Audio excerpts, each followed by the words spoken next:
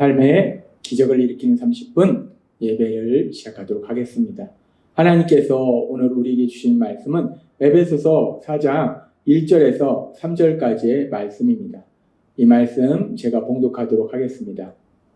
그러므로 주 안에서 갇힌 내가 너희를 권하노니 너희가 부르심을 받은 일에 합당하게 행하여 모든 겸손과 온유로 하고 오래 참음으로 사랑 가운데서 서로 용납하고 평안에 매는 줄로 성령이 하나 되게 하신 것을 힘써 지키라.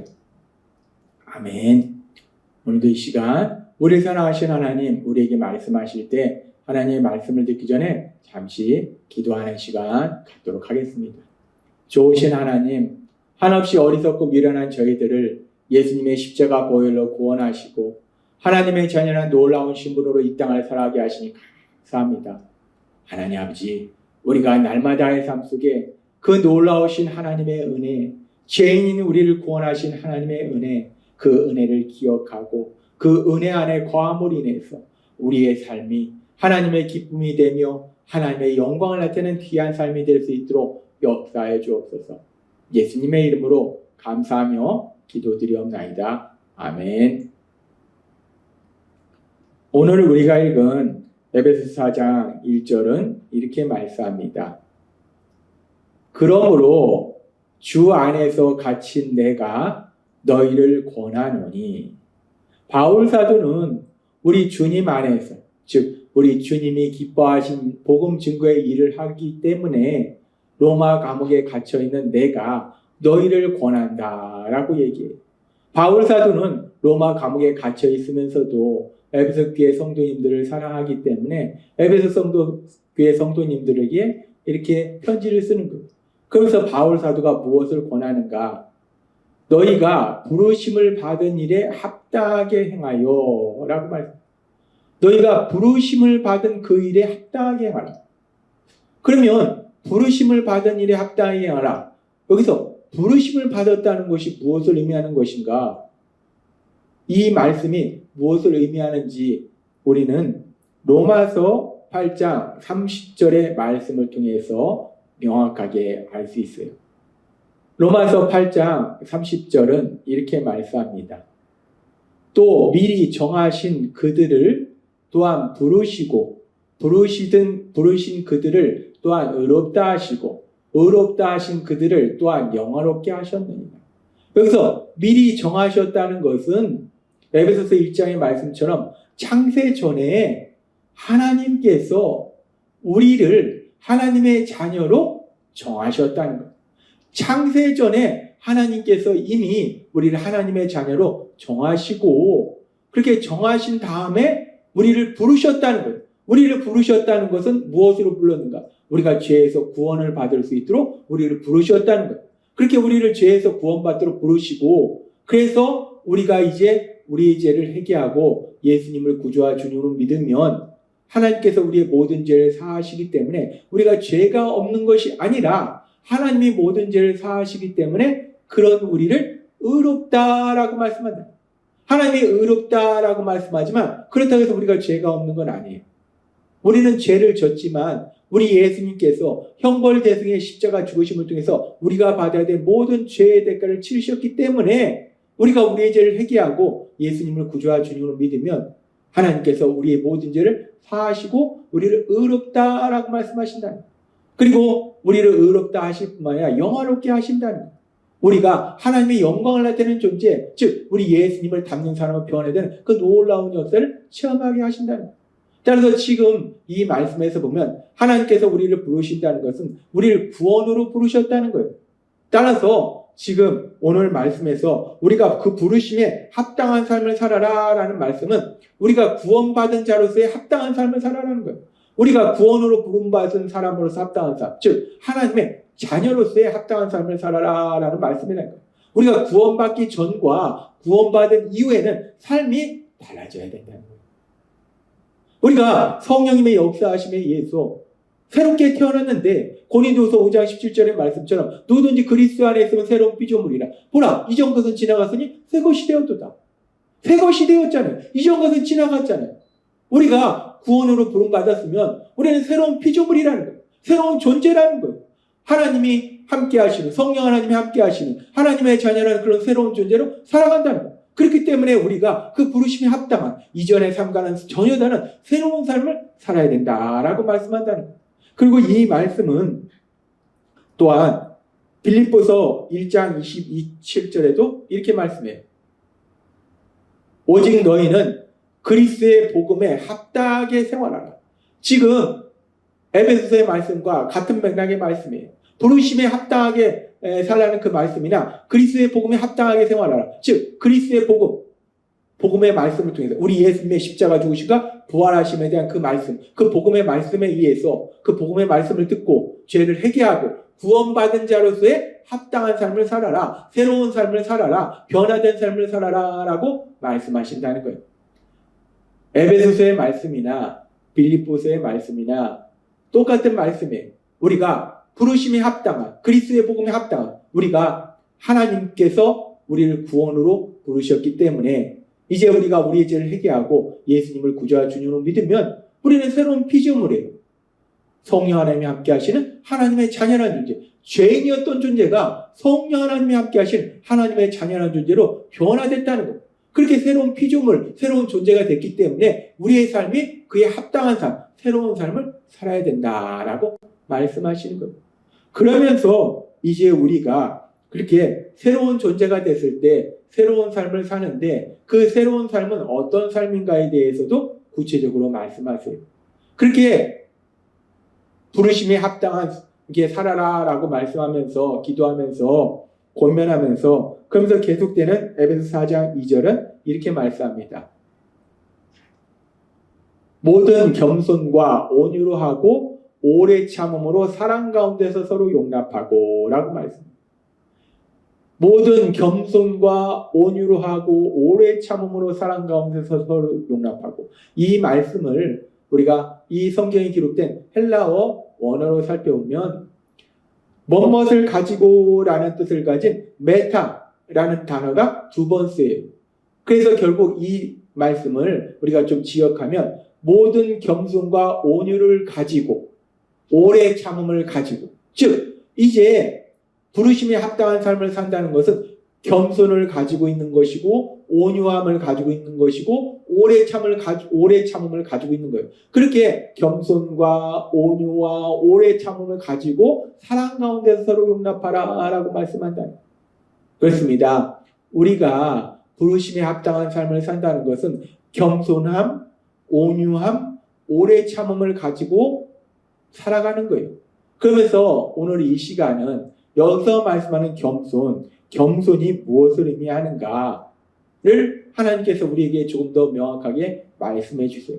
우리가 부르심에 합당한 삶을 산다는 것은 겸손을 가지고 사는 건데, 겸손이라는 것이 무엇인가? 세상에서는 겸손이라는 것이 다른 사람보다 나를 낮추는 것을 겸손이다라고 얘기해요. 그런 사람을 우리는 겸손한 사람이다라고 얘기해요. 자기가 많은 것을 가지고 있지만 그것을 자랑하지 않는 사람, 그런 사람이 겸손한 사람이다라고 얘기해요.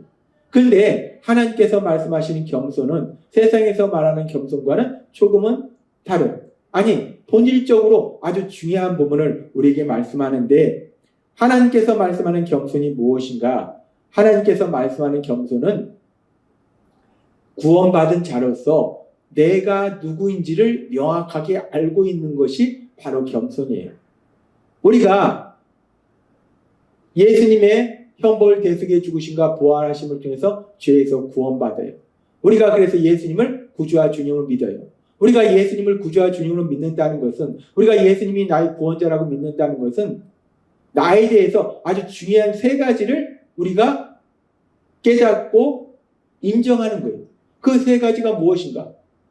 예수님이 나를 죄에서 구원하신 구원자이심을 믿는다는 것은 내가 죄인이라는 것을 인정하는 거예요. 그렇습니다. 예수님이 나의 구원자이심을 믿는다는 것은 내가 죄인이라는 것을 인정하는 거예요. 나는 죄인이라는 거예요. 그리고 또 하나 중요한 것은 뭐냐면, 나는 죄인인데 근데 그 죄의 문제를 내 스스로 해결할 능력이 없다는 거예요. 내가 내 스스로 내 죄의 문제를 해결할 수 없기 때문에 우리 예수님이 나를 구원해 주시기 위해서 이 땅에 오신 거예요. 그리고 또 세 번째로 중요한 것은 우리는 뭐가 좋은지 뭐가 나쁜지도 제대로 분별하지 못하는 어리석고 미련한 자라는 거예요. 그렇기 때문에 죄를 지은 거죠.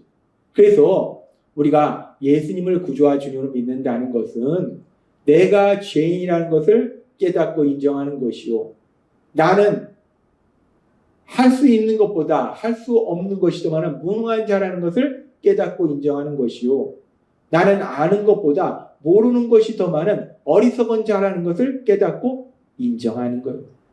그리고 그렇게 나 자신에 대해서 인정하는 것, 그것이 겸손의 시작이고, 그렇게 내가 죄인이며 무능하며 어리석고 미련한 자라는 걸 인정하면, 그러면 결론이 어떤 결론이 나오는가? 그렇게 죄인이고 무능하고 어리석고 미련한 내가 세상을 어떻게 살아가냐는 거예요. 내 힘과 내 능력으로 도저히 살 수 없다는 거예요. 오로지 하나님, 그 하나님의 사랑과 하나님의 은혜, 그 은혜가 있어야지 살아간다. 따라서 겸손하다는 것은 내 생각이나 내 능력으로 이 땅을 살아가는 것이 아니라 오로지 하나님의 은혜에 그 은혜가 있어야지만 살아간다는 것을 분명하게 깨닫고 믿는 것, 그것이 바로 겸손이라는 것. 그렇습니다. 겸손이라는 것은 단순히 다른 사람 앞에서 자신을 낮추는 것이 아니라 내 자신이 죄인이며 무능하며 어리석은 자라는 것을 깨닫고 인정함으로 인해서 하나님의 은혜에 그 은혜로만 살아갈 수 있다는 것을 인정하는 것이 믿는 것이 겸손이에요. 그와 반대로 교만은 뭔가 내가 모든 것을 알고 내가 모든 것을 할 수 있다는 생각, 그것이 교만이고, 그래서 내 생각과 내 능력으로 세상을 살아갈 수 있다, 그것이 바로 교만이에요. 하나님은 오늘 우리에게 명확하게 말씀합니다. 겸손이라는 것이 무엇인가? 겸손은 단순히 다른 사람 앞에서 나를 낮추는 것이 겸손이 아니라 내가 누구인지를 분명하게 아는 거예요. 나는 죄인이며 무능한 자이며 어리석은 자임을 분명하게 깨닫고 인정하는 것. 그래서 내 생각과 내 능력으로는 세상을 살아갈 수 없고 하나님의 은혜, 그 하나님의 도우심만이 나를 살아갈 수 있다라고 믿는 거, 그 하나님만을 의지하는 거, 그것이 바로 겸손이라는 거예요. 그렇게 우리가 겸손한 마음을 가질 때 우리가 세상 속에서 우리의 삶이 변화돼요. 우리가 그렇게 겸손한 마음을 갖게 되면 세상을 살아가면서 누군가 죄를 짓는 사람을 볼 때 우리가 교만하면은 그 사람에 대해서 비판하고 정죄해요. 그러나 우리가 겸손한 마음을 가지고 있으면 나도 죄인이고 나도 무능하고 나도 어리석고 미련한데 그 사람이 죄를 짓는 거에 대해서 비판 정죄할 아무런 자격이 없는 거예요. 그래서 에베소 4장 20절의 말씀, 2절의 말씀처럼 모든 겸손과 온유로 하고 오래 참음으로 사랑 가운데서 서로 용납하고 라고 말해요. 우리가 겸손한 마음이 있으면은 어리석고 미련한 사람, 죄를 짓는 사람에 대해서 무시하고 비판하고 정죄하는 것이 아니라 사랑으로 그 사람을 용서한다. 그래, 그럴 수도 있지. 나도 죄인인데 뭐, 나도 무능한데 뭐, 나도 어리석고 미련한데 뭐, 그래, 그럴 수도 있지. 그 사람을 무시하고 비판하고 정죄하는 삶을 사는 것이 아니라 그래, 그럴 수도 있지라고 그 사람의 연약함을 인정하고 불쌍히 여기는 사랑의 삶을 살게 된다는 거예요. 우리가 부르심에 합당한 삶을 산다는 건 바로 그거예요. 우리가 이제 구원으로 부름받았으면 부름받은 사람으로서 예전과는 다른 변화된 삶을 산다는 거예요. 예전에는 교만해서 사람들이 죄를 짓는 걸 보면 무시하고 비판하고 정죄했다면 이제 부르심에 합당한 삶을 사는 것은 겸손한 마음으로 나는 죄인이고 무능하고 어리석다는 걸 깨닫고 인정함으로 인해서 하나님의 은혜가 없으면 나는 세상을 살 수 없다는 것을 인정함으로 인해서 죄를 짓는 사람을 볼지라도 무시하고 비판하고 정죄하는 것이 아니라 그래, 그럴 수도 있지 라고 그 사람의 연약함을 인정하며 불쌍히 여기는 사랑의 삶을 살아가는 것, 그것이 바로 부르심에 합당한 삶이라는 것. 하나님은 오늘 우리에게 말씀합니다. 겸손이 무엇인가? 겸손이란 내가 누구인지를 분명하게 깨닫고 인정하는 것. 여러분 안에 거하시는 성령님의 역사하심을 해서 내가 누구인지, 나는 죄인이고 나는 무능하고 나는 어리석은 자임을 깨닫고 인정함으로 인해서 오로지 우리를 사랑하신 하나님, 그 하나님의 은혜로만 살 수 있다는, 그 하나님만을 의지하는 믿음의 삶을 사시는 여러분이 되시길 주님의 이름으로 축원합니다. 기도하겠습니다. 하나님 아버지 감사합니다. 오늘도 주신 말씀처럼 겸손한 마음으로 오로지 하나님만 의지하고 하나님만 믿는 믿음으로 살아갈 수 있는 저희 모두가 될 수 있도록 은혜 베풀어 주옵소서. 예수님의 이름으로 감사하며 기도드리옵나이다.